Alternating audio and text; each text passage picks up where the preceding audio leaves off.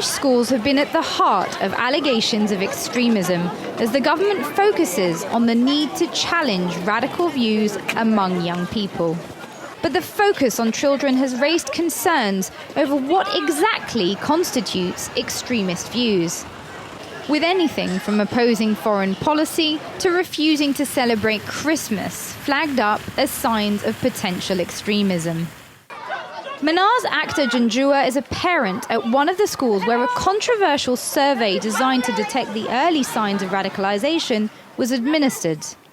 These sort of questionnaires are going through the cracks, and then you find that your children are not really safe if they're going to ask some questions that we may not think is extreme, but they probably think is extreme. The school that Manaz's daughter attends falls under the jurisdiction of the borough of Waltham Forest.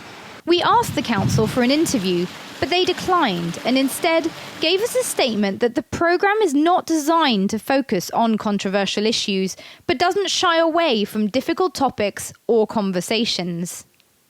Waltham Forest is a borough with a checkered past when it comes to extremism. But the question raised by the government's focus on non-violent extremism within British schools is whether such a strategy is in fact further alienating already marginalised communities. In 2014, 1,681 referrals were made to the government's de-radicalisation programme. 577 of those people were under the age of 18, 47 of those were under the age of 10, with the youngest being just 4 years old.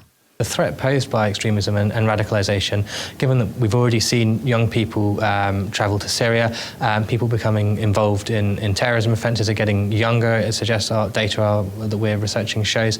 And I think that really it would be the responsibility of the schools.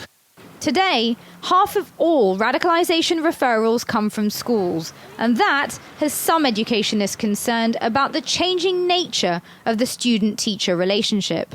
It's actually drawing teachers into a completely new role, to be kind of the eyes and ears of the security state, to take on a kind of policing role, to observe and watch and look for signs of what the government calls signs of radicalisation in children and young people. That's a major concern.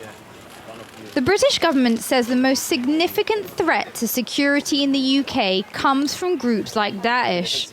But as the number of referrals of children increases, questions are mounting over the long-term consequences of its strategy.